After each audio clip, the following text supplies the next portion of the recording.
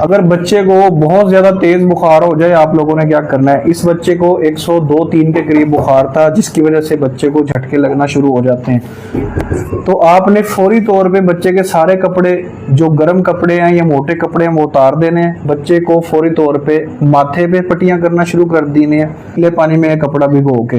पेट पे करनी है, खास तौर पे पानी में भिगो के निचोड़ के, और बगलों में खास तौर पे आपने बच्चे को पट्टियां करनी है। ठीक है। अब इस बच्ची की तबीयत दिखाएं जरा। काफी ज्यादा इस बच्ची का जो है ना, बुखार की वजह से तबीयत बहुत ज्यादा खराब है। हमने फौरी तौर पे पट्टियां करवाई हैं, और अगर पैनाडोल सिरप है तो 1 चम्मच बच्चे को फौरी तौर पे पिला दें। गीली जुराबें करके बच्चे को पहना दें, गीली जुराबें करके, ठीक है। और बच्चे को थोड़ा थोड़ा करके घूंट घूंट पानी पिलाते रहें। पंखा ऊपर चला दें, लेकिन बच्चे को नहलाना नहीं है। और करीबी हॉस्पिटल फौरी बच्चे को आप लोगों ने दिखाना है। इस वीडियो को आप लोगों ने शेयर करना है, लाइक करना है, कमेंट करना है, और बहुत सारे अपने रिश्तेदारों को ये बताएं, ताकि ऐसी इमरजेंसी की सिचुएशन में हर बंदे को पता हो कि क्या करना है।